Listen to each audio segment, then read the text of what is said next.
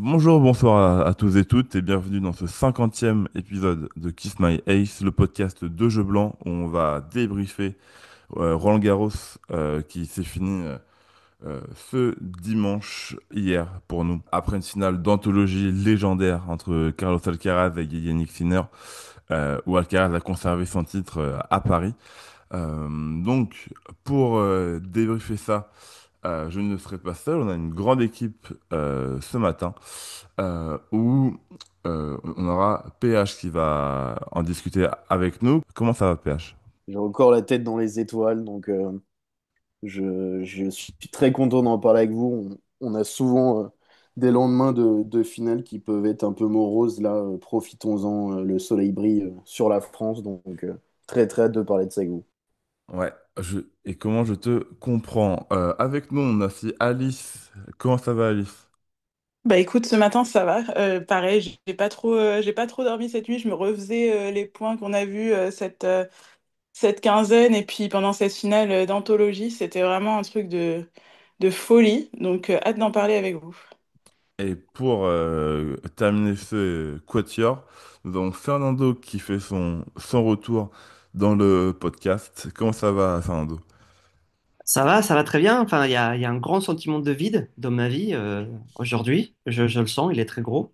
Et en même temps, l'esprit est tellement rempli de souvenirs des matchs d'hier et de la finale aussi de dames samedi que ça compense. Mais ouais, c'est un moment très particulier aujourd'hui. Mais surtout très content d'être avec vous pour en discuter. Bien sûr, bien sûr, bien sûr. On va pas perdre plus de temps que ça. On va commencer tout de suite par prendre dans l'ordre chronologique qui commençait à débriefer la finale dames qui a opposé Sabalenka à Coco Gauff, numéro 1 contre numéro 2 mondial, et qui a sacré Coco Gauff, qui était, on va pas se le mentir, pas la favorite sur ce match. Sabalenka paraissait bien au-dessus, vu son tournoi et vu la facilité dont elle a battu tout le monde, même si contre Swiatek, elle a eu besoin de 3-7. Mais bon, en tant que numéro 1 mondial et largement en tête au classement, elle paraissait bien favorite, mais c'est Goff qui l'a emporté au courage, vraiment à la détermination et dans la tête aussi, c'est elle qui a le moins craqué, parce que c'était une finale assez compliquée pour elle, vu qu'elles ont joué dans le vent le plus total, donc au niveau contrôle de balle, c'est pas le plus simple pour l'aide de joueuse. Et puis dans un scénario assez fou, hein, donc on va le rappeler, où Sabalenka mène 4-1, 40-0 dans le premier set, mais elle doit aller jusqu'au tie-break pour conclure. Deuxième set 6 de Goff, où Goff est, enfin c'est vraiment un set à sens unique. Et le troisième set, où Goff mène largement, mais Sabalenka revient à une balle de 5 partout. Et mais Goff la sauve et conclut à 6-4 pour prendre son deuxième grand chelem. Le premier à Roland-Garros, mais le deuxième en battant Sabalenka en finale. Grand match. On va pas perdre plus de temps que ça.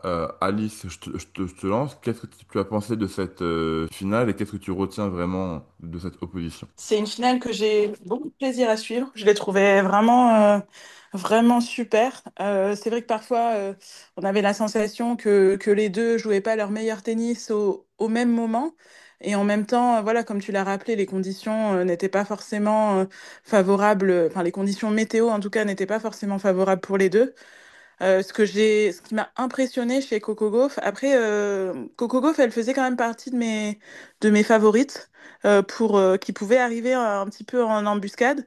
Je pensais que contre Sabalenka, ça allait être compliqué, mais finalement, comme elle est arrivée, enfin comme, je ne sais pas, mais en tout cas, elle est arrivée peut-être avec un tout petit peu moins de pression que son adversaire. Je relativise quand je dis ça, enfin, vous me direz ce que vous en pensez.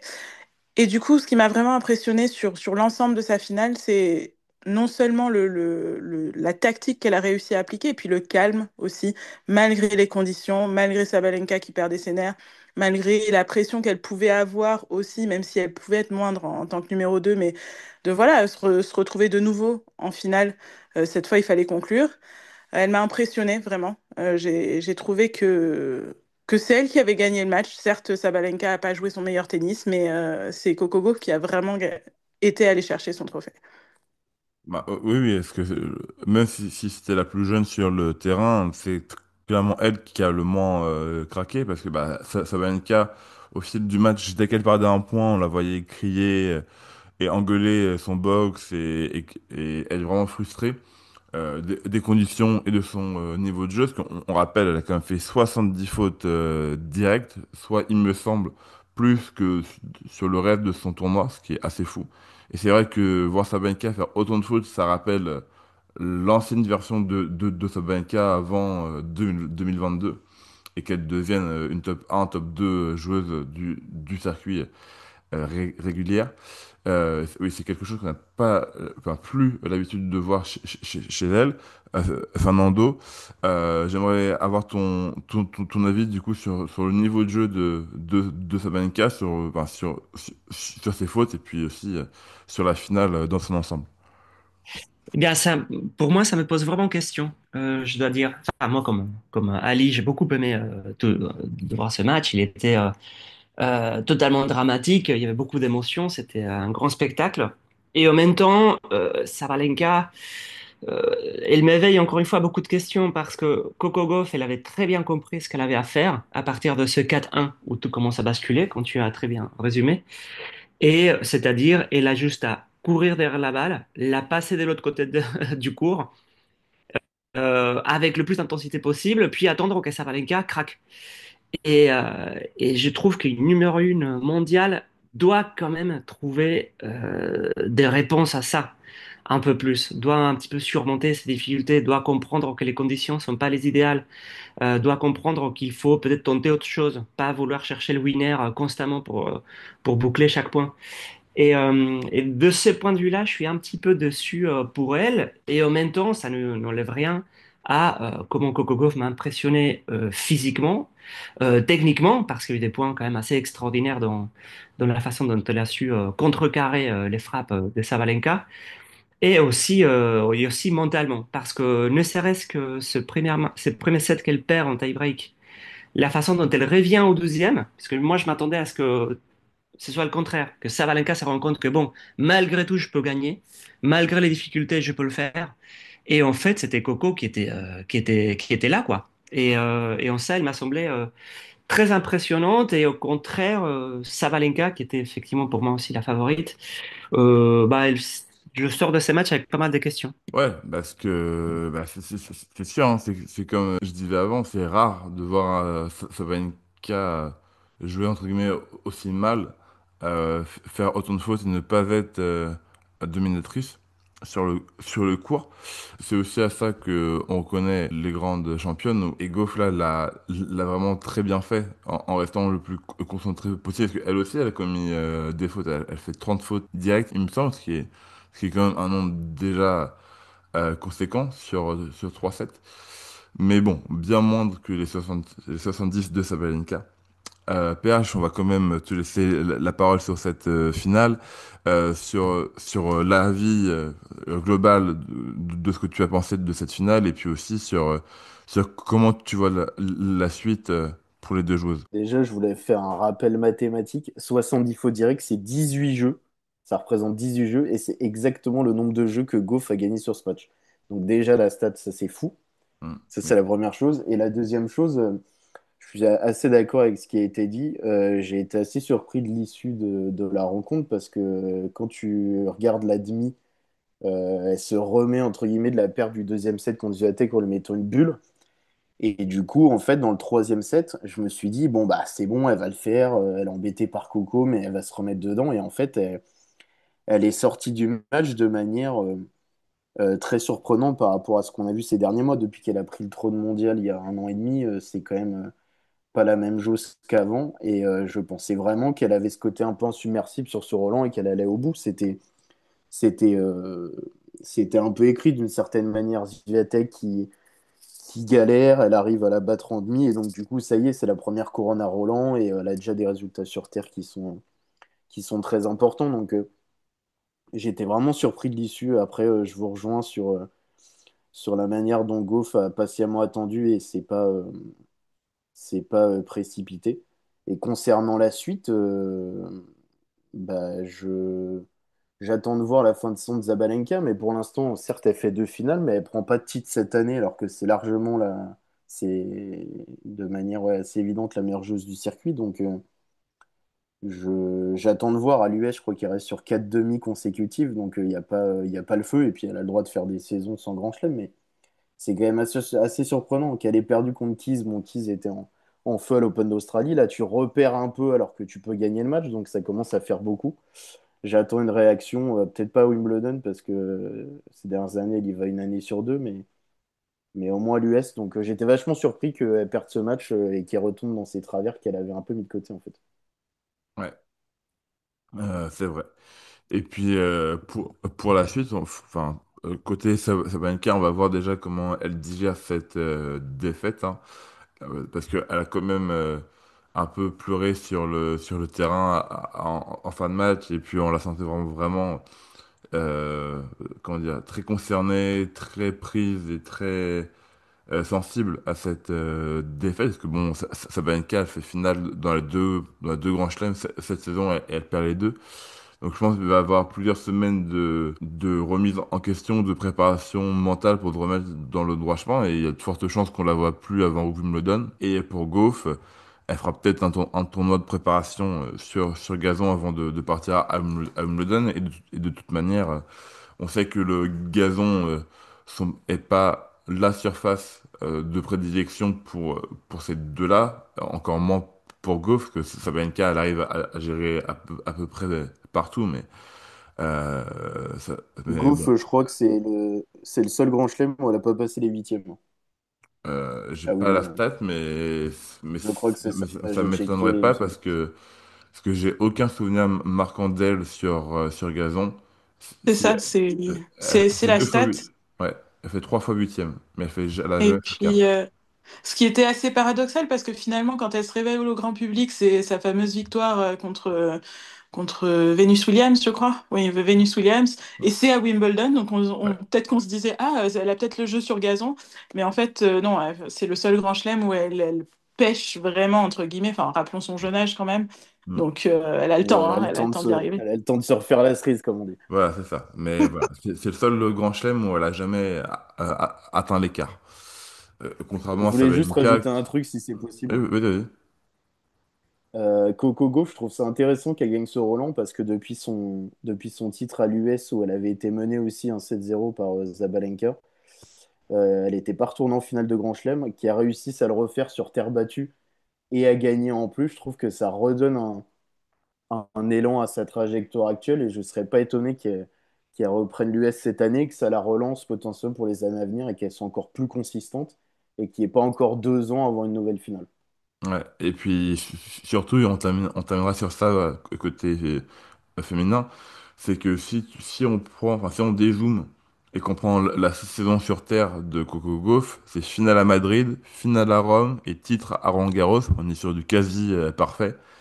Et enfin, franchement, parce que dans l'idée, on a l'image que Goff, elle gère plus sur dur que sur terre battue, et que de toute façon, vu qu'elle est euh, américaine, la terre battue, c'est étranger pour elle, mais au final, non. Enfin, elle fait une saison sur terre exceptionnelle.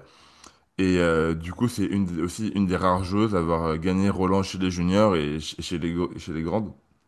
Donc ça rajoute encore un petit peu plus à son palmarès et son pédigré. Donc voilà, Goff, grosse saison sur terre et ponctuée d'un merveilleux titre à Roland-Garros. On va passer côté homme, où là, on a sûrement vécu l'histoire hier. On a vécu déjà factuellement la plus longue finale de l'histoire de Roland-Garros. On a, avec 5h29 de jeu, la deuxième plus longue de l'histoire en Grand Chelem, juste derrière la finale entre Djokovic et Nadal à l'Open d'Australie 2012. Mais surtout, c'est qu'en termes de niveau de jeu, du premier au dernier point, ça n'a jamais baissé. Les deux se sont envoyés des cartouches de 15h à 20h30. Ça n'a pas arrêté.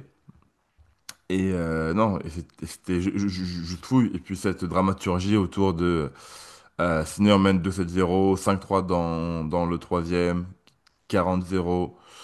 Et Alcaraz sauve tout et nous fait un comeback digne des plus grands pour l'emporter en 5-7, 10-2 au super tie-break. Un super tie-break, on va y revenir, où Alcaraz a survolé le tout, était vraiment en God mode à ce moment-là. C'était assez exceptionnel. PH, je sais que tu as grandement envie de parler de cette finale. Dis-nous tout. Bon, en fait, il y a tout dans ce match. C'est un peu le genre de journée où j'ai l'impression qu'en fait, tu peux prendre n'importe quel événement sportif, ça sera jamais au-dessus de ce genre de match. Tu as l'impression que c'est un peu le Panthéon, que même des finales de Coupe du Monde ou des JO, ça rivalise pas tellement le pic est monumental. Enfin, il y a cette sensation complètement dingue. Ouais, et puis comme je disais, il y a tout dans ce match. Il est mené 2-7-0, il revient, il y a 3 balles de match. Je crois que c'est le record en finale de Grand Chelem. 3 balles de match sauvées pour gagner le titre derrière, ça n'avait jamais été fait. Je crois que c'était Roger avant. Enfin, Novak qui sauve 2 balles de match à Wim 2019. Tu te dis que Sinner, quand il prend le troisième set, Carlos, tu dis que Sinner, il est mal barré. Après le quatrième, tu te dis s'il arrive à se remettre de ça, c'est complètement all-time.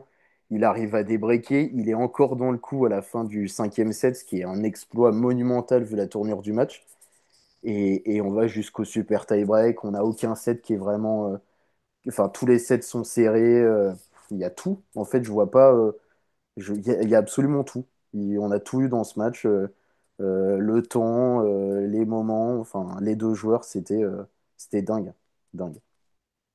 Bah ouais, ouais. Et puis un scénario fou, enfin, et vraiment cette passation de Sinner, Cyborg, il va coller 3 sets à Alcaraz, il va continuer sa série de sets presque historique d'affilée en Grand Chelem, parce que bah, du coup, il y a sa série qui s'est arrêtée à 31 sets consécutifs en Grand Chelem.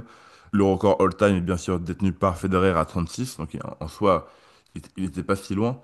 Surtout que s'il mettait 3-7 à Alcaraz, il y avait fort à parier qu'il allait battre ce record à Wimbledon.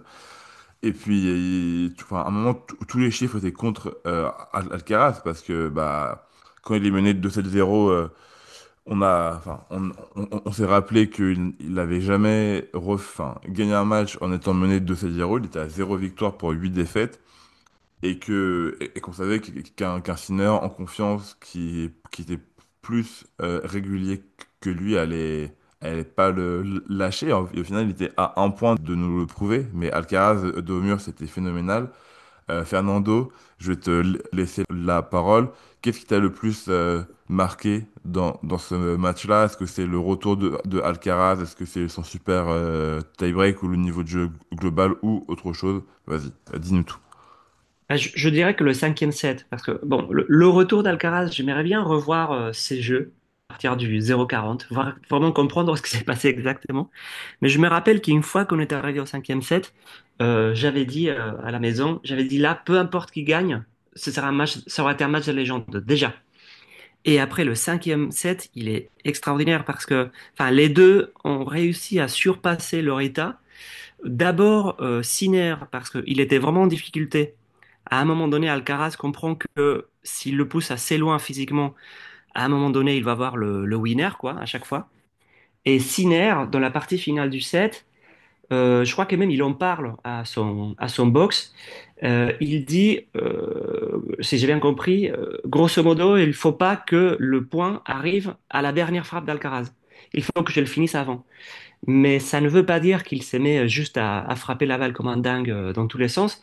C'est-à-dire qu'il mesure parfaitement le point. Et avant que le point arrive à la possibilité du winner d'Alcaraz, il faisait des choses incroyables. Il faisait des frappes sublimes qui finissaient le point. Alcaraz n'était pas non plus dans un état. Il était plus fort physiquement que Sinner, mais bon, il y avait quand même 5 heures presque dans les pattes. Et donc là, Sinner, vraiment, me semble titanesque, ce qu'il a fait dans ce changement, cette espèce de surplus, supplément d'âme physique et mentale qu'il a ajouté à la fin du set.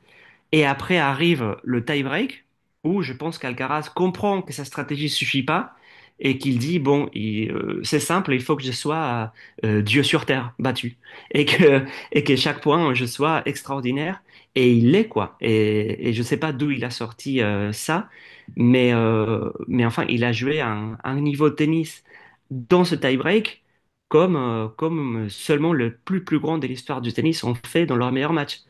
Et donc, les deux m'ont tellement impressionné dans ce cinquième set que je crois que c'est ça que je retiens. Cette espèce de dramaturgie fascinante de fin des matchs que j'ai trouvé incroyable. Bah ouais, et je pense que tu n'es pas le seul à penser ça. Parce que bon, encore une fois, on a vécu l'histoire hier. Alice, on va quand même te laisser parler sur ce grand match.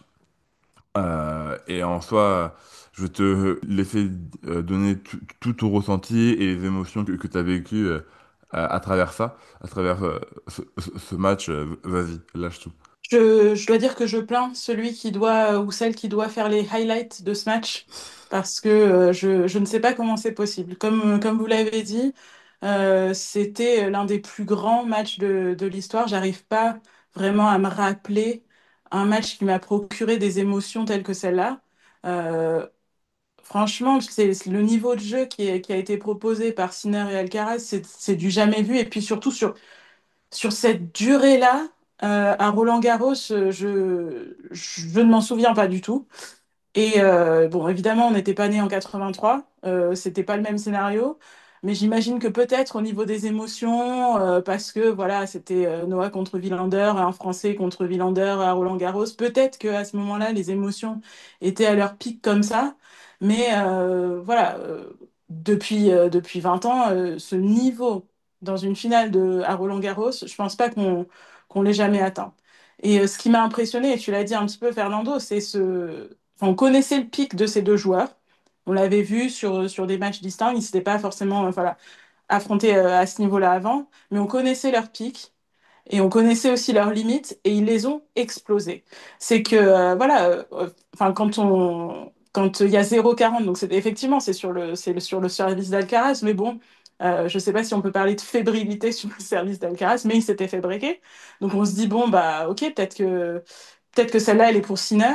Et cette capacité vraiment à revenir sur 3 balles de match, enfin, le mental de dingue qu'il faut avoir, c'est du jamais vu et il y arrive. Enfin, Alcaraz y arrive.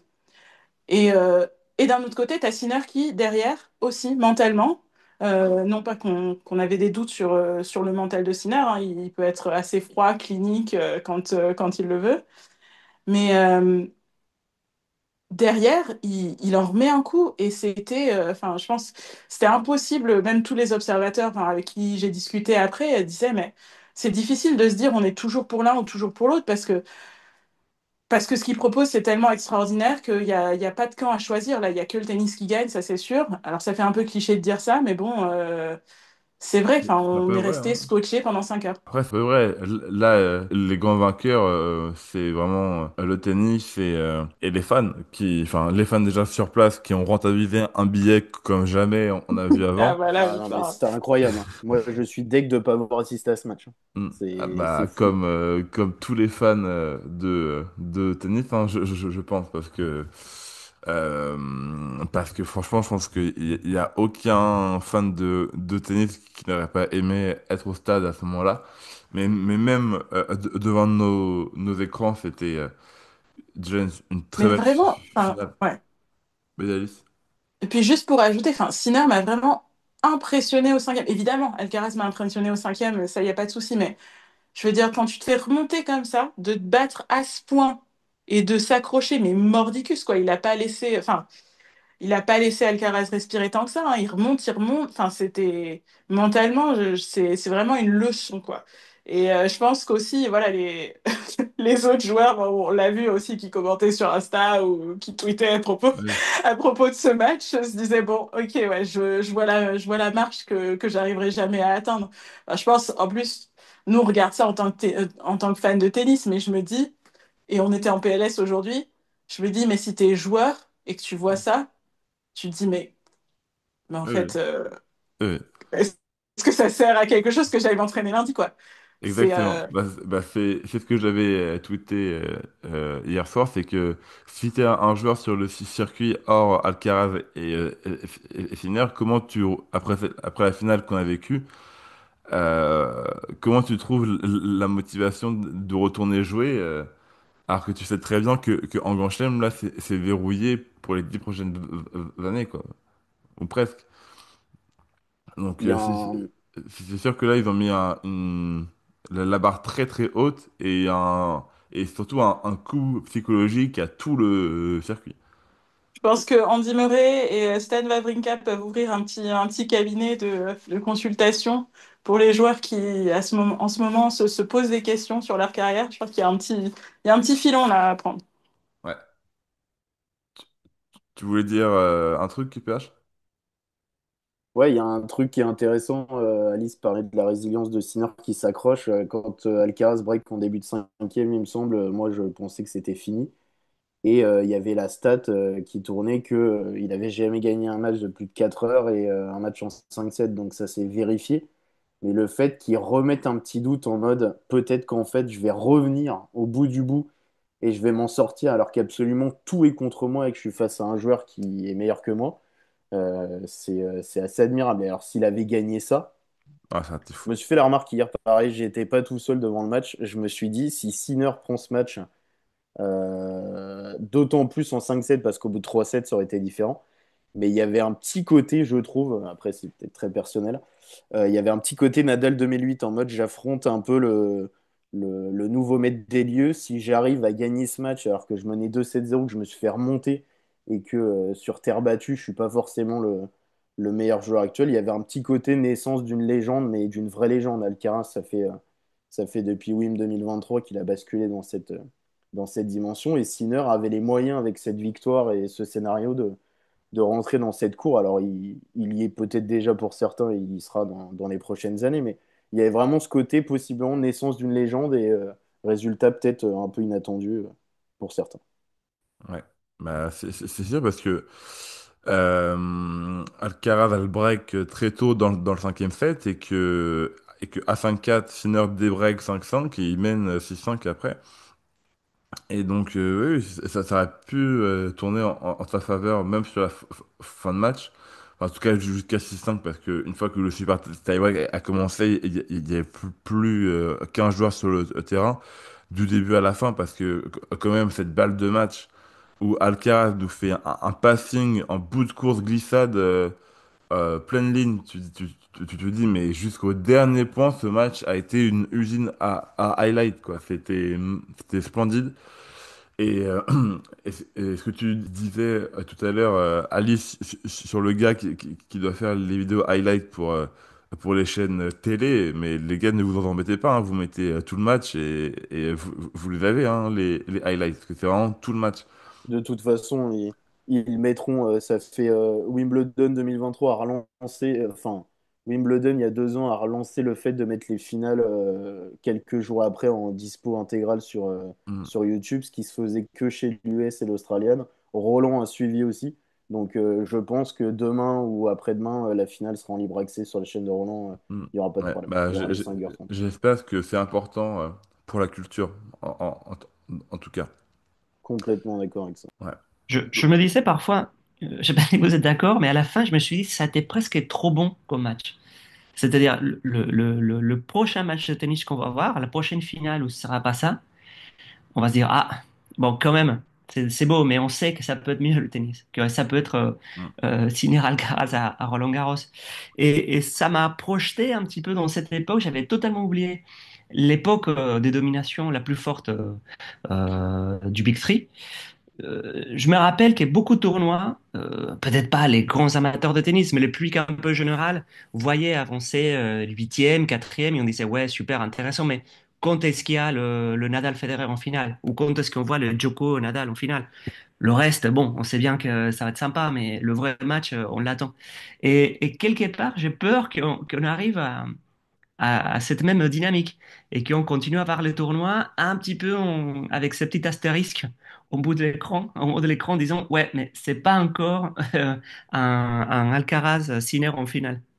Ouais, bah, Ben, justement, pour rebondir là-dessus, Fernando, au début du tournoi, quand il y a eu cette cérémonie Merci Rafa, vraiment incroyable. Je me disais, bah, en voyant le Big Four arriver, je me disais, bon, voilà ce que je vais regretter. Est-ce que je vais vouloir regarder du tennis à nouveau dans ma vie? Enfin, vraiment toutes les questions existentielles qu'on a La pu se poser en drama début de queen. tournoi.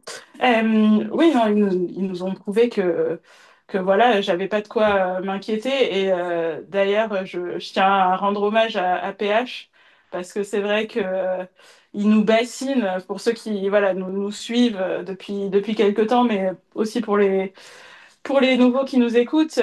PH a ce petit côté à chaque fois de vouloir réclamer que le numéro 1 mondial et le numéro 2 mondial s'affrontent dans toutes les finales. Pareil aussi chez les femmes. Enfin, on a eu ce vœu qui s'est exaucé pour lui. Et j'avoue que je me disais qu'il Quel exagérait quand plaisir. même à vouloir réclamer ça à chaque fois. Je vous fais cette promesse, je n'en parlerai pas pendant 6 mois. Effectivement, je comprends maintenant, PH, ce que tu réclamais. Mais maxima culpa, je réclamerai ça aussi pour tous les prochains grands chelems. Ça me plaît beaucoup ce que tu dis, Alice. Quel bel hommage tu me fais. Non, mais c'est surtout que, en fait, quand tu as des dominations comme ça, c'est difficile pour moi et pour d'autres sûrement d'occulter ça. Et en fait, quand on peut avoir cette finale-là à chaque fois ou quasi, oui, il faut qu'il y ait un peu de changement, il faut que ça tourne un peu, mais c'est aussi aux autres joueurs de pousser derrière. On a des jeunes qui sont peut-être capables dans les avenirs de venir titiller ça, mais je pense que personne se plaignait dans les années 2000 d'avoir Federer Nadal à Wimbledon et à Roland 3 années de suite. On était tous comme des fous et on l'attendait. On sait que ça va pas durer, il y aura pas pendant 10 ans les mêmes finales, mais si on peut en avoir quelques-unes et que ça s'enchaîne, bah, on sera évidemment tous contents. Il faut pas non plus se voiler la face. Les belles histoires, c'est sympa, mais quand on a signé en Alcaraz ou qu'on a eu Djoko Nadal, Djoko Federer, ainsi de suite, bah, évidemment, on est content. Puis on a Mm. des matchs de fou, quoi, qu'on n'a pas Ouais. avec les autres. Bien sûr, mais après, est-ce qu'on, enfin, parce que j'espère en tout cas que ce sera pas la dernière finale en Grand Chelem entre les deux, mais Oh, t'inquiète pas. est-ce que quand ils se réaffronteront, ils retrouveront ce niveau de jeu tout le temps? Ça sera peut-être pas le cas, mais comme on a eu des matchs entre Big Three qui étaient un peu rapides, hein, Djoko a déjà détruit Nadal en Australie. Nadal a détruit Roger à Roland. Et je sais pas si Et je vais pouvoir Novak. fermer le cercle, parce que est-ce que Federer a déjà battu Djoko sèchement en finale de Grand Chelem? Comme ça me dit rien. En 2007, la première. Mais L'US voilà. Open, Ouais, première finale de Novak qui lui met 3-7. Et même les 3-7 sont pas, c'est pas des 6-1, 6-2, quoi. ouais, Sinon, je pense qu'en Grand Chelem, il y en a pas. pas. Et encore, Djoko en 2007, on le considère pas encore comme un des trois grands. Exactement. Il est encore Il loin a déjà derrière gagné, Roger, Rafa. C'est pas le. je crois qu'il a déjà pris 2-3 Masters 1000. Il a dû prendre Indian Wells et, Oui, euh, mais et bon. peut-être Canada ou un truc comme ça, mais il est au On début, le ouais. met pas encore dans la même sphère que Federer et Nadal. Et ben, c'est Bon, un bon espoir pour les jeunes pour intégrer cette rivalité Sinner-Alcaraz. c'est À ça. Parce l'instar que de Djoko, après, il y a un mec qui peut pop-up dans 1 an, 2 ans, 3 ans, qui est même déjà là et qui va mettre un peu de temps à monter. bien Et sûr, dans 10-15 ans, bah, en fait, on se dira, bah non, il n'y avait pas que Sinner-Alcaraz, on le pensait, mais en fait, pas du tout. Aujourd'hui, ils sont trois. Et en fait, Djoko, tu regardes le Big Free aujourd'hui, il est inamovible. Il n'y a plus du tout de, ah bah non, c'est Nadal, Federer et Djoko. évidemment, Non, non, bah, c'est bien les sûr, trois. à trois. Donc, tout est possible encore. Bien sûr. Après, là, actuellement, à l'instant T, il y en a deux et le reste. Mais après, avoir comment des joueurs comme un Fonseca, comme un Menchik, ou voire même comme un Rune, hein, grandissent dans leur Moi, j'ai envie que carrière ce soit et Arthur Fils le troisième. ah non, fils, peut-être sur un coup, mais Ah, fais quand même, Auguste, j'adore attends un notre peu avant Arthur. de. Je Attends un lui peu. vois, je lui vois un futur dans le top 10 et pendant de longues semaines. Mais pour aller chercher un grand chelem, peut-être un. Mais je vois pas, genre dans les prochaines années, je vois pas en demi de trois grands chelems sur quatre Non, chaque mais il saison. fera peut-être une Murray, quoi. Oui, Ça sera voilà. le Mais Murray après, qui sur un bouge, grand machin. Il chelem, n'en aura peut-être que deux, vas-y trois, mais Arthur, ça bien sera sûr. très bien, quoi. Mais là, je parlais plus sur la régularité. Voilà, on a bien sûr, il y a plusieurs jeunes joueurs sur le ce circuit et peut-être d'autres qu'on connaît pas encore, qui sont encore chez les juniors ou qui actuellement ont 12 ans et que du coup dans 10 ans quand Alcaraz aura 32 ans, peut-être qu'il ira jouer contre son petit frère une finale à Roland, on n'en sait rien. Mais bon, ça c'est pour le futur. On va savourer ce qui s'est déjà passé actuellement. Et justement, j'aimerais bien avoir votre avis de où vous placez cette finale dans l'histoire, parce que bah, depuis hier, on a tous les superlatifs possibles qui sont énumérés, que ce soit le plus grand match de tous les temps, c'est la meilleure finale, etc. Et pour ce faire, je vais vous citer plusieurs finales de Grand Chelem que chez les hommes. Et vous allez me dire si vous les placez, enfin, si vous placez le Alcaraz Sinner au-dessus ou en dessous de la finale que je vous dis. Et je pense que je vais du moins fou au plus fou. Allez, on commence. Nadal contre Rude à Roland-Garros 2022. Ah, C'est c'est une mieux blague? que ce qu'on a eu hier. C'est mieux que ce qu'on a eu hier, Voilà, clairement. bien sûr. Oui, non, mais c'est en dessous, c'est une blague, Augustin. Bah oui, oui, oui, je commence avec un petit trait Ok, d'humour. On passe un merci. peu Parce plus. que tu vois, là, même la Norvégienne en moi peut même pas, ce n'est pas Bah non, comparable. non. En Mais dessous. quand, Bon. quand, quand une finale est terminée dans le couloir, c'est pas possible. Bref, Federer contre Del Potro à l'US 2009 pour le côté surprise. Oh, Ah non. c'est moins bien. Moins En Ouais. bien. dessous. Djoko contre Tsitsipas à Roland-Garros 2021. Est-ce que vous avez eu peur pour Djoko à ce moment-là? Alors, sur le moment, c'est drôle, mais bon, a posteriori, en dessous pour moi, clairement. Bien sûr. Allez, on commence à rentrer dans du sérieux. Medvedev contre Nadal, Open d'Australie 2022. Oh, ça, c'est dur. Où est-ce que vous le placez par rapport à ce Pas qu'on a eu hier? facile, ça. Ouais, Bon, non, pour c'est moi, pas c'est facile. derrière, mais. Derrière? Ouais, c'est pas facile, mais pour moi, c'est derrière. Ouais, c'est derrière. Oui, pour moi, c'est derrière. Enfin, elle est très grande, presque comme exploit de Nadal, mais c'est l'exploit des un joueur. Oui. Alors qu'ici, Ok. on a C'est l'exploit de plus Ouais, deux joueurs l'exploit tout qui le temps. est. qui est fou. Ouais, c'est plus Ok. l'exploit qui est plus fort que la finale dans son ensemble, quoi. Alors, moi, je mets égal. Je sais que j'ai pas droit Oh. parce que. Ouf. Non, non, non, mais alors, laissez-moi expliquer pourquoi. C'est parce qu'effectivement, je suis d'accord sur tout ce que vous avez dit. Les deux joueurs n'ont pas le même niveau de jeu, et tout ça. Mais si on prend la finale sur le moment, à cause du narratif et de l'exploit de Nadal qui va quand même décrocher le record des grands chelems, pour moi, je le mets à égal. Pas pour les mêmes raisons. Après, assise devant ma télévision ou enfin en commentant, clairement, je préfère la finale d'hier en termes de niveau de jeu. Mais en termes de ce que ça représente sur l'histoire du sport, je mets égal quand même. Parce que si on prend les Auguste, deux on... au moment T, tu vois, enfin, pour moi, c'est égal. Auguste, on est d'accord qu'on n'accepte pas l'égalité, là. Bah oui, là, même si t'es en Norvège, là, t'es sorti en Normandie, là, Alice, là, Ah non, non, bah alors il faut du une coup, réponse. à choisir, Non, ok, faut alors choisir, si faut c'est choisir. si c'est au moment T, si c'est donc voilà, juste après avoir vu le match en ayant enfin, l'historique, moi je mets la finale de 2022 au-dessus. Ouf, ok, ça prend, Mais pas en termes de ça prend niveau. une Alors position attention, tranchée, j'aime Ouais, bien. attention. excellent, La question, excellent. c'était plus au moins en termes de niveau de jeu ou en termes de ce qu'elle représente pour le sport. Tout, Tout, tout, enfin, pour moi, c'était tout, tout. global, mais Alors ouais, non, enfin, si on intègre ce que ça représente pour le sport, sachant qu'on est, ouais, si on intègre ce que ça représente pour le sport, moi je mets la finale de 2022 au-dessus. ok. Non, mais j'aime bien une position tranchée et assumée. J'aime bien Alice. On continue. Djokovic, Nadal, Open d'Australie 2012, où les deux finissent sur les rotules Un peu littéralement. trop difficile. Là aussi, c'est très dur, hein. Ah bah oui, oui, mais à un Bah, moment, là, il y a moins de j'avais pas signification resté que sur historique, du Nadal rude, à hein. part à Ouais, mais part du la coup, le durée du niveau de match. jeu, là, le niveau de jeu est. Bah, il ressemble à ce qu'on a eu hier, finalement. Ouais, ouais, c'est Mm. ça. Donc là aussi, enfin, à l'époque, c'était du jamais vu, ce niveau de jeu-là. Oui, oui, mais c'est pour ça que je vous questionne sur, sur les comparaisons aux autres grandes finales. C'est très Donc, Ah, difficile. je sais C'est pas. très difficile. Ouais, Il y a... vas-y, Fernando, parle pour nous.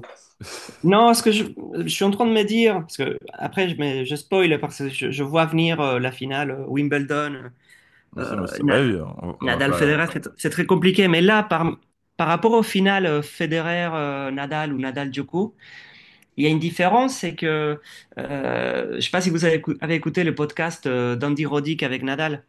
Mais il dit un truc très intéressant. Il dit que jouer contre Federer, c'était très dur parce que stratégiquement, il fallait beaucoup travailler. Il savait ce qu'il avait à faire. C'était très intense.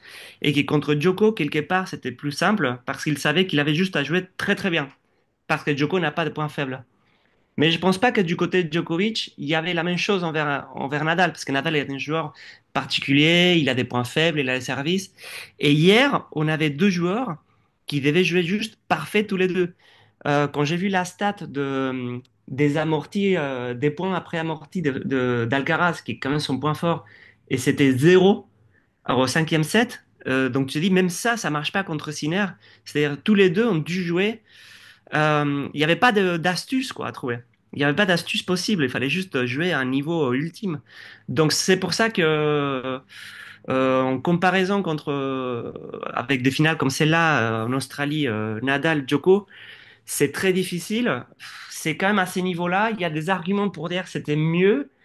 Je sais pas. En tout cas, on est dans cette ligue-là, ça c'est sûr. On est dans l'élite historique totale. Bien sûr, mais il me faut une réponse. On l'a fait avec Alice, il faut le faire avec tout le monde, au-dessus ou en dessous. Allez, allez plus haut. Jamais plus haut. Ok, non, ok, ok. Ouais, je te suis, hein, Fernando. Mais c'est Allez, bien d'avoir cette perspective un peu historique parce que ça permet d'avancer un peu. voilà, et de pas être trop à chaud et dans la culture de l'instant. Est-ce que tu veux prendre une position, PH, sur ce Djoko Nadal? Je revoyais le score et vu que Djoko menait 2-7-1 et qu'il gagne quand même le cinquième, je vais la mettre un poil derrière parce que le scénar est peut-être un poil moins épique. Et je dis Ok, bien un poil, hein. ok, ok, Mais je vais mettre celle d'hier devant. Mais il faudrait que ok, je me la remette 2012. ok. Bon, on va peut-être descendre d'un cran parce que je sais que c'est un match qui divise un peu. Le Federer-Nadal, Roland-Garros 2008. C'est la raclée. En dessous, en En, dessous. en dessous. Ça me semble clair, mais la branlada est ultime par contre. Oui, Mais c'est ça. C'est que moi, je sais que c'est un, voire mon match préféré all-time parce que, certes, c'est une branlée, mais voir une légende mettre une branlée à une autre légende dans un rendez-vous si important, je trouve ça tellement fort. Euh, Enfin, c'est comme si hier, un senior enfin non, si Alcaraz avait collé 6-2, 6-1, 6-2 à Sinner, quoi. C'est la même chose. Et moi, quand il y et a deux puis légendes qui s'affrontent et qu'il y en a un qui surdomine, j'adore ça aussi. Je trouve ça trop fort.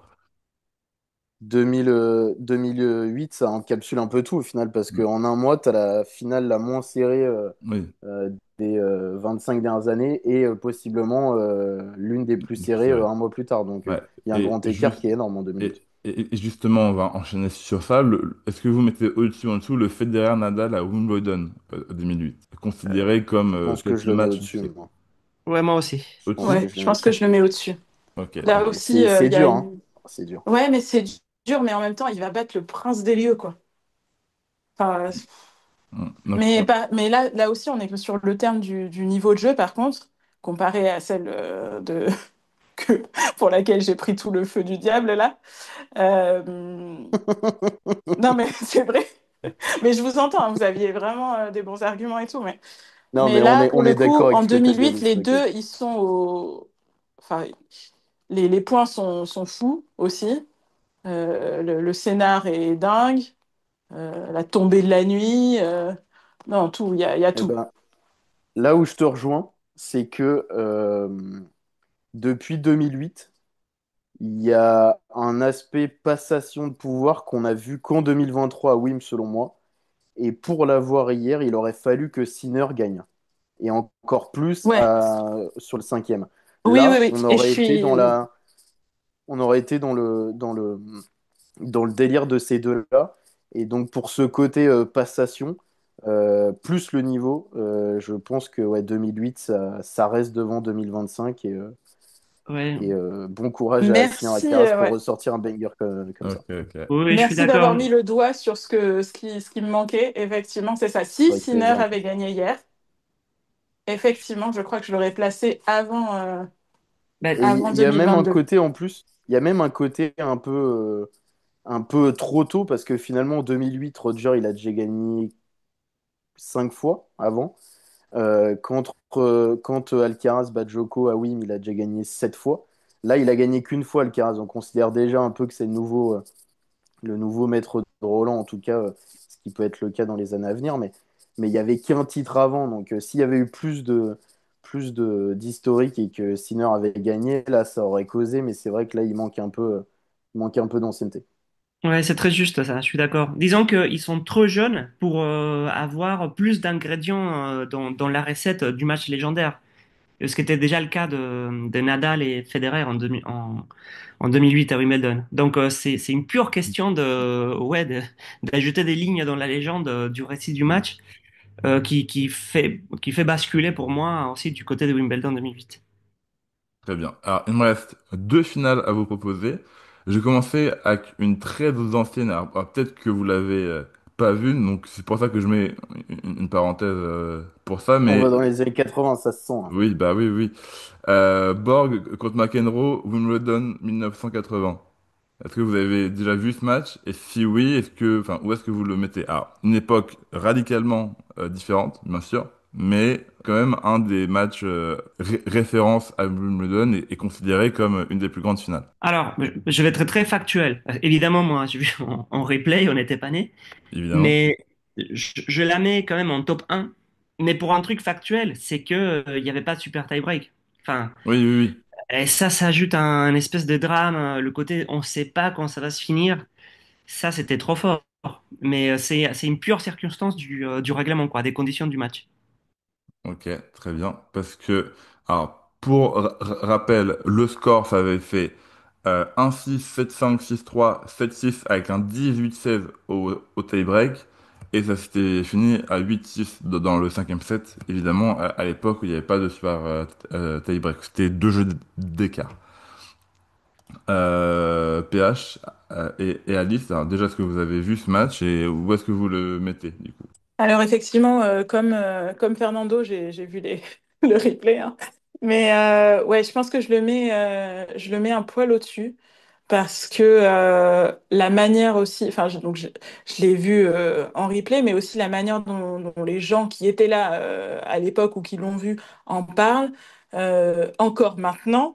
Ça me permet aussi de jauger un petit peu le niveau de la finale. Et puis oui, comme tu dis, c'est vrai que parfois comparer des finales qui n'ont pas le même règlement, c'est un petit peu difficile. Mais je crois que vraiment au niveau de la dramaturgie, c'est pas, enfin, on peut pas se rendre compte du truc. Déjà hier, on était à genoux. Enfin, je sais pas comment vous étiez pour voir le super tie-break. Enfin, le super tie-break en soi, comme Alcaraz est arrivé en God mode, on n'avait pas forcément besoin d'être à genoux. Mais en tout cas, l'arrivée là jusqu'à 6-6, on était par terre. Donc voilà, imaginez si c'était allé à deux jeux d'écart, ça aurait été fou. Mais donc c'est pour ça que je mets quand même ouais, cette finale-là, pas celle d'hier, mais donc de 80 au-dessus. Ok, très bien. Et dernière finale, Djokovic contre Federer, Wimbledon 2019. Où là, c'est un mix des deux, c'est-à-dire il y a eu super tie-break, mais à partir de 12-12 dans le cinquième set. Voilà, une autre finale mythique. Où est-ce que vous la placez sur le Sinner Alcaraz? Après, Après, après Ouais, parce que aussi. du coup, plus ou moins bien?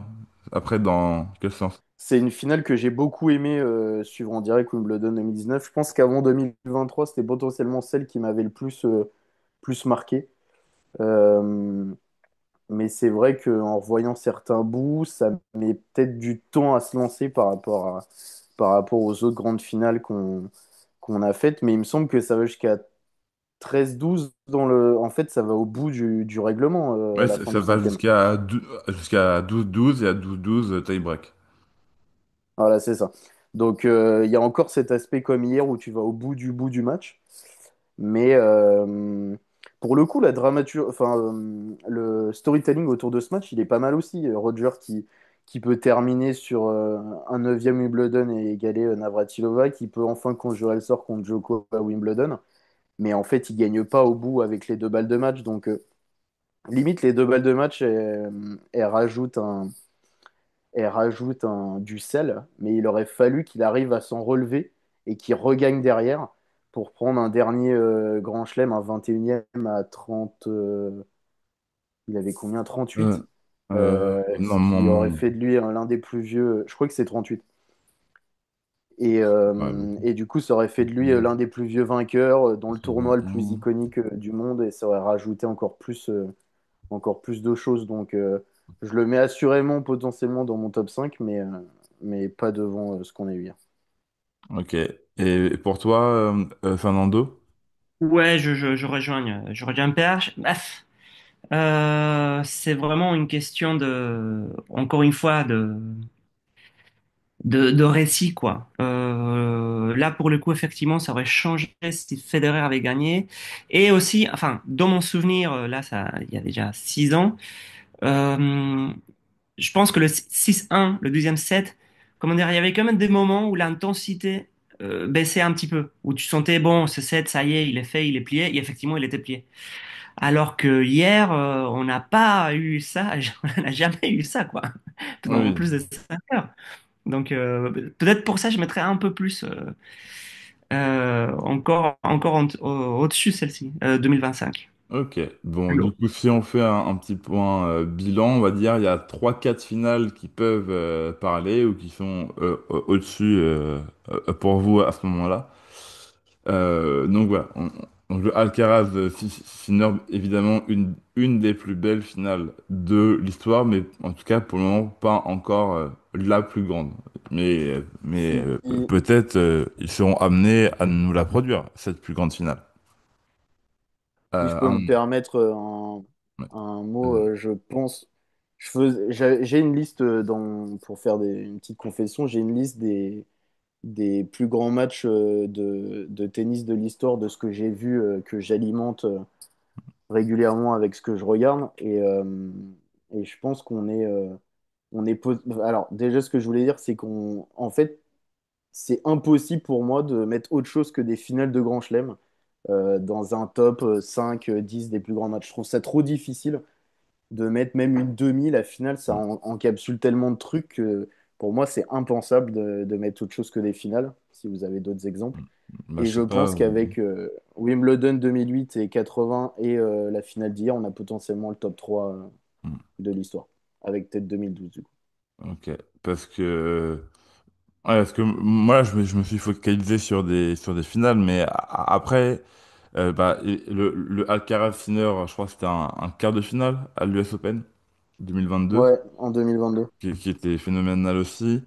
Mais c'est pas la Euh, même portée en Mais fait. Même ouais. une demi, je pense que c'est pas la même portée. T'es obligé de mettre que des finales en fait. Je vois pas comment tu Puis peux pour comment tu peux Alcaraz l'estimer. aussi, ouais. Et pour Alcaraz et Sinner, je dirais que j'ai effectivement mettre autre chose que des finales. Bon, on n'a pas beaucoup d'exemples, c'est encore un peu compliqué. Mais sur ton classement, c'est vrai que j'ai aussi ma petite liste de matchs all-time. Par contre, il m'est arrivé, Faudra me donc l'envoyer ça, Alice. ouais, bah, ok, ça va. Mais Tu me donc j'ai partageras. une liste finale all-time et j'ai match aussi all-time et une des rares entrées qu'il y a dans les matchs qui sont pas des finales. C'est effectivement des petits affrontements Djoko-Nadal qui viennent taquiner un petit peu des fois la hiérarchie. Mais bon, pas toujours. Je t'enverrai mais ça. parce que moi enfin, quand vous m'avez dit ça, je sais pas pourquoi, il y a un match qui m'a pop en tête, c'est le Mahut contre Isner à Wimbledon de 11h08 là. Il y a ce match-là qui a un premier tour, il me semble. Alors, Ouais, premier tour à Wimbledon. Mais bon, bien sûr, peut-être pas le plus grand, mais il a forcément sa place dans un top 5, 10, 20 des matchs all-time. C'est le plus long et il est passé d'un match où tout le monde, on va pas se mentir, tout le monde s'en foutait. Et plus les jours passaient, parce que c'est un match qui s'est déroulé sur 3 jours, et plus c'était le match de ce tournoi-là, quand même. Ouais, ouais, bah, enfin, il est dans la légende, c'est sûr, mais pour moi, quand même, c'est une autre catégorie. C'est une autre catégorie. Moi, je suis d'accord avec Fernando. Ok. C'est un match Ouais. historique, mais je vois pas comment tu peux le mettre dans le top 10. Le scénar suffit pas. C'est un premier tour, c'est pas deux joueurs iconiques. Mais Pour moi, chacun sa façon de construire. pour moi, ça fait partie des matchs qui font l'histoire du sport, mais ça reste pas un match historique.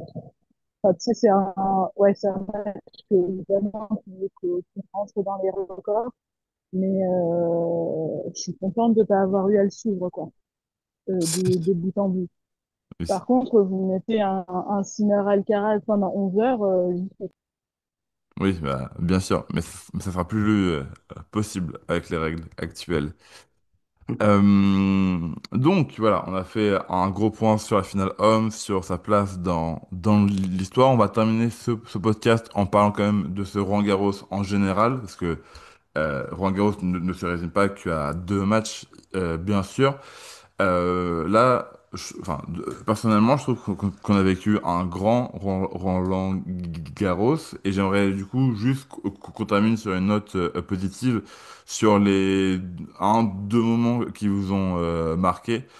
Parce que franchement, du début jusqu'à la fin, on a eu des grands moments, que ce soit le premier jour avec la cérémonie de Rafa, que ce soit avec le parcours de Loïs Boisson qui nous a fait vibrer jusqu'en demi-finale, que, que ce soit ce fils Mounard d'anthologie aussi.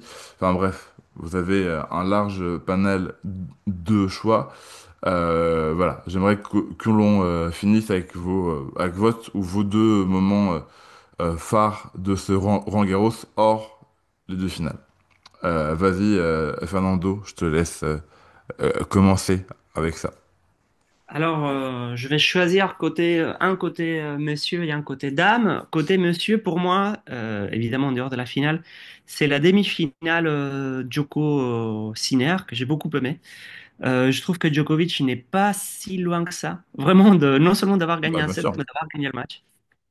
Et, euh, et c'était très beau de le voir vraiment se battre à un niveau qu'on croit presque le plus possible pour un joueur de son âge. Et surtout parce que ça a ajouté une étape de plus au côté passation qui avait déjà commencé en la finale Wimbledon 2023 contre Alcaraz. Mais là, le fait de le voir si bien jouer dans ce tournoi, on l'avait vu aussi participer à l'hommage à Nadal en début de tournoi. Il y a l'empreinte de Nadal sur la terre battue. Djoko est là, il arrive en demi-finale, il pourrait gagner, il n'y arrive pas. Et la finale qui arrive après est tellement impressionnante que là, on s'est dit, ça y est, ça marque un truc dans l'histoire du tennis. La page, elle s'écrit comme ça. Et donc, j'ai trouvé ça très fort. Et côté dame, bah, je vais te dire un truc beaucoup plus, enfin, on va dire moins légendaire, mais moi j'ai été assez impressionné par le tournoi des Svitolina, tout simplement, parce que je trouve que c'est une joueuse qui a réussi un petit peu à se réinventer à un certain âge et que elle a pas été si loin quand même elle n'a jamais réussi à jouer une finale des Grands Chelems. Je crois il n'y a jamais eu dans l'histoire une joueuse qui a joué autant de matchs des Grands Chelems sans arriver à une finale. Et cette fois-ci, quelque part, j'ai croyé un petit peu en elle. Évidemment, je vous laisse. Comme j'ai choisi en premier, je ne parlerai pas d'Héloïse Boisson. Mais disons qu'en termes de surprise, c'était un petit peu pour moi la surprise. Je ne m'attendais pas à la voir à ce niveau-là. Et en plus, j'ai eu la chance de. Ça fait partie des matchs que j'ai vus au stade. Et bon, elle a ajouté des ingrédients pour moi très intéressants dans le tableau féminin, en dehors de grandes favorites. Ok, très bien. C'est vrai que j'aurais pas pensé à Svitolina tout de suite, mais tu fais bien de le souligner, parce que surtout elle a une grosse victoire sur Paulini, qui était enfin, qui était un peu une surprise quand même, que beaucoup de gens voyaient Paulini aller loin, surtout après son sacre à Rome. Donc ouais, très intéressant. PH, je te laisse poursuivre avec tes deux moments marquants de ce Roland-Garros. Eh bien, je suis désolé d'avance, mais je vais aussi prendre la demi Sinner Djoko chez les hommes, qui est sans doute, en tout cas dans les derniers tours, le meilleur match après la finale. C'était un match assez particulier parce que j'avais aucun doute que Sinner allait passer. Et en même temps, il y a des moments où Djoko, il commençait à envoyer des sous-coupes et tout, et je me suis dit, ah, il va peut-être prendre un set, ça va être chaud et tout. Et finalement, ça finit en 3-7, mais c'était une bonne introduction, une bonne entrée en matière avant la finale. Alors oui, ça aurait été plus sympa qu'on ait peut-être plus de 7 et que ça aille un peu plus loin, mais c'était un match qui a fait beaucoup de bien. Et Fernando parlait de passation de pouvoir qui s'est déjà faite avec Alcaraz. Sinner aussi, on commence à avoir quelques exemples, mais c'est une étape de plus vers ça et je suis dubitatif pour le 25e de Novak, mais on aura le temps d'en reparler. Mais ce match était vraiment très sympa. Et chez les femmes, je vais rester sur l'hommage que m'a fait Alice tout à l'heure. Pour une fois, il y avait beaucoup de têtes de série féminines qui sont allées loin dans le tournoi et ça faisait extrêmement plaisir. En quart de finale, on a encore la tête de série 1, 8, 5, 6, 2 et 7. Donc ça fait très plaisir de ne pas voir des no-names qui débarquent et un affrontement entre grandes. Donc j'étais très content de voir que pour une fois, c'est chez les hommes que ça coinçait et qu'on avait moins de têtes de série qui allaient loin. Et chez les femmes, elles respectaient leur rang. C'était très sympa. Ouais, Et bah, j'espère que ça continuera. il me semble que en huitième, il y avait encore les huit premières têtes de série chez les femmes. Et, et c'est Navarro qui a coupé la série. Parce que bah, c'est là, pour le coup, je l'ai vu de mes propres yeux au stade où Navarro elle s'est pris 0 et 1 par Bouzas Manero en moins d'une heure. C'était assez choquant à voir. Mais oui, en tout cas, sur ces huitièmes-là, les huit premières têtes de série féminines étaient encore là. Euh, et Alice, on va finir par toi, tout de même. Vas-y, tes deux moments marquants de ce Roland. Je vais essayer de prendre des moments qui ont pas été pris par mes collègues, même si je suis d'accord avec tout ce que vous avez dit, vraiment. Bon, alors moi, je vais remonter vraiment en début de semaine, en début de tournoi, et je vais dire que bon, l'amour me fait encore rêver à son âge. Ouais, Ah bon, bah oui, alors c'est pas Djokovic, mais c'est pour moi, bien c'est sûr, un des moments du tournoi évidemment. où il arrive quand même à délivrer un match de fou. Donc ça, c'est mon top chez les garçons après la finale, même s'il y en avait beaucoup d'autres et vous les avez cités.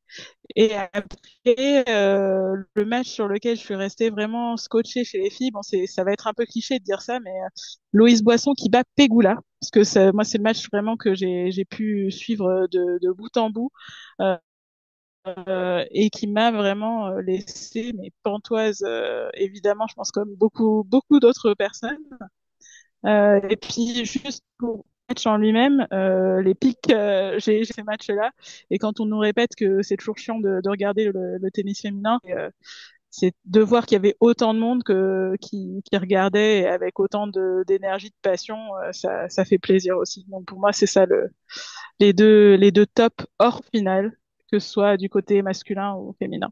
Ouais, bah, deux top bien français et ça fait plaisir parce que bien sûr que C'est pas mon habitude hein, de dire ça. non mais là t'as totalement raison parce que bah Gaël nous a fait vibrer sur deux matchs et en vrai je trouve ça bête que il ait perdu autant de temps et d'énergie contre Delien parce que je pense que avec plus de force physique il aurait pu faire le gros coup contre Draper.